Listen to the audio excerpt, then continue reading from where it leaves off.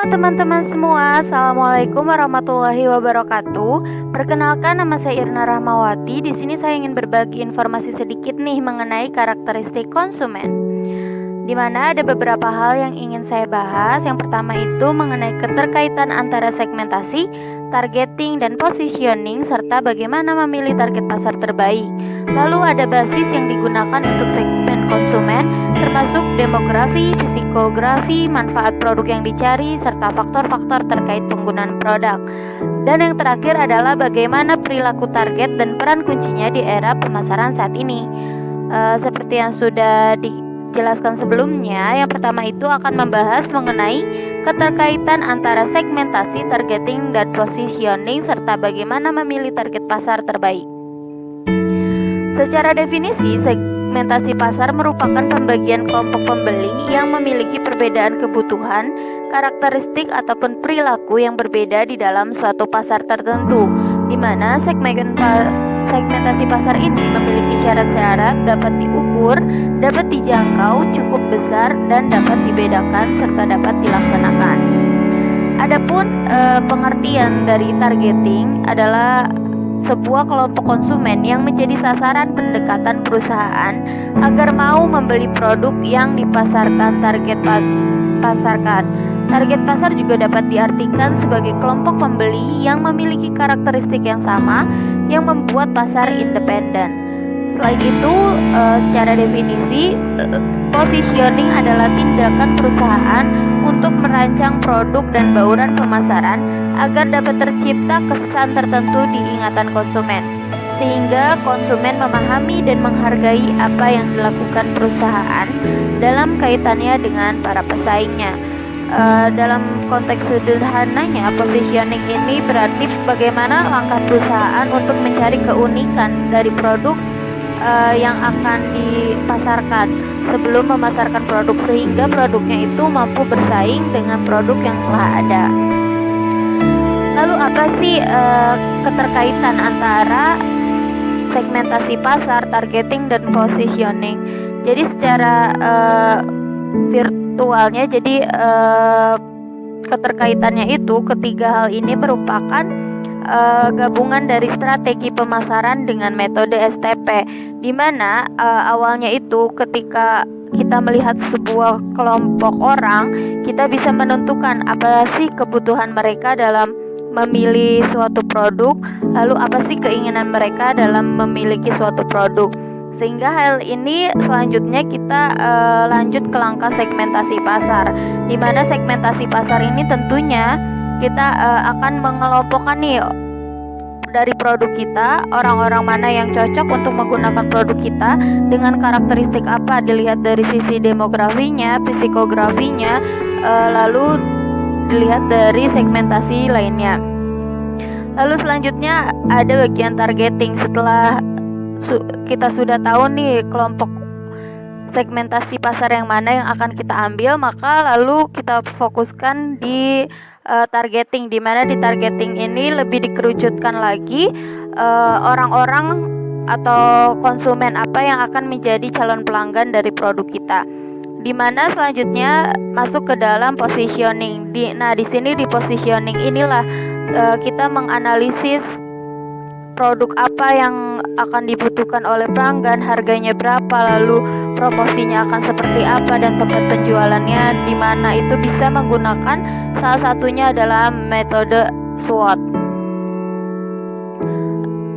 Lalu sebelum itu, bagaimana sih cara untuk menentukan target pasar yang baik? Dan tentunya kita perlu mengkolaborasikan antara segmentasi pasar, targeting, dan positioning dengan tepat. Ketika kita sudah menggunakan strategi pemasaran STP ini dengan tepat, maka bisa dikatakan ini merupakan strategi pemasaran yang sangat cocok untuk suatu perusahaan. Karena meskipun ini merupakan strategi tradisional, tapi ini merupakan strategi yang dianggap tepat dan dianggap cocok oleh sebagian besar perusahaan yang ada di Indonesia. Lalu pertanyaan selanjutnya adalah basis yang digunakan untuk segmen konsumen, termasuk demografi, psikografi, manfaat produk yang dicari, dan faktor-faktor terkait penggunaan produk. Nah, di sini ada dasar segmentasi pasar konsumen. Di sini kebetulan ada 4. Yang pertama ada geografis, demografis, psikografis, dan perilaku. Geografis ini menilik atau melihat mengenai aspek wilayah, ukuran kota atau ibu kota, kepadatan, dan iklim, di mana contohnya itu misalnya untuk penduduk perkotaan tentu seleranya akan berbeda dengan penduduk pedesaan karena dilihat dari wilayahnya yang berbeda, ukuran wilayahnya yang berbeda, lalu kepadatannya dan iklimnya juga yang berbeda, sehingga mempengaruhi keputusan pembelian konsumennya juga berbeda. Lalu selanjutnya ada dalam segi demografis. Segi demografis ini berisikan karakteristik seperti usia, jenis kelamin, ukuran dan siklus hidup, keluarga, ras, pekerjaan, atau penghasilan. Tentunya ketika seseorang dengan penghasilan kelas menengah atas akan berbeda seleranya dengan orang yang berpenghasilan ke kelas menengah ke bawah.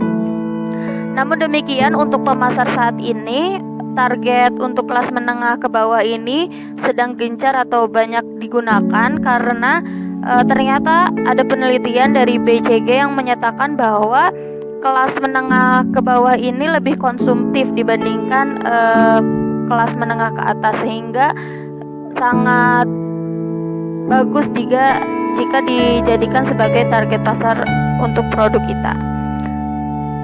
Lalu yang ketiga ada psikografis. Psikografis ini berkaitan dengan gaya hidup atau kepribadian seseorang. Misalkan nih ada seseorang yang hobi banget sama berolahraga, tentunya barang-barang yang dia beli berkaitan dengan berolahraga. Begitupun berbeda dengan jika seseorang sangat menyukai dengan hal memasak, tentunya dia akan membeli kebutuhan-kebutuhan untuk menunjang gaya hidup dan kepribadiannya. Lalu yang keempat ada mengenai perilaku. Perilaku ini berkaitan dengan kejadian, manfaat, tingkat pemakaian atau sikap. Lalu apa sih segmentasi pasar berdasarkan basis manfaat yang dicari? Sebenarnya basis manfaat yang dicari ini segmentasi pasar tradisional yang sudah banyak juga digunakan oleh perusahaan-perusahaan, di mana basis manfaat yang dicari ini melihat karakteristik orang yang berbeda, sehingga tentunya terdapat perbedaan dalam manfaat yang dicari konsumen dalam membeli suatu produk. Begitu juga dengan program bauran pemasaran yang diinginkan juga berbeda. Hal ini yang mendorong dilakukannya segmentasi pasar berdasarkan manfaat yang dicari konsumen.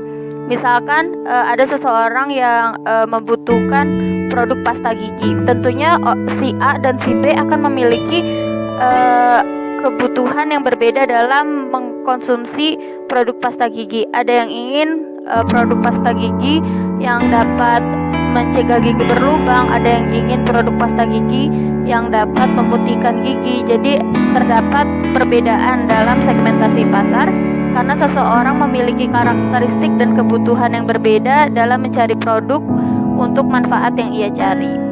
Lalu selanjutnya mengenai faktor penggunaan produk. Itu penggunaan produk atau layanan adalah cara umum lainnya untuk mensegmentasikan pelanggan berdasarkan perilaku.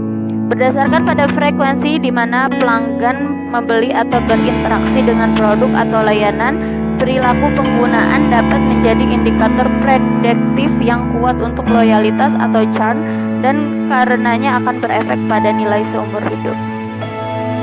Lalu bagaimana perilaku target dan peran kunci di era pemasaran saat ini?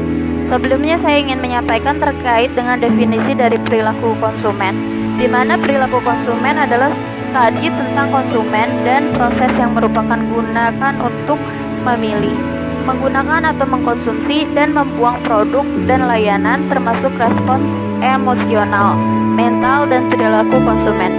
Perilaku konsumen menggabungkan ide-ide dari beberapa ilmu termasuk psikologi, biologi, kimia, dan ekonomi.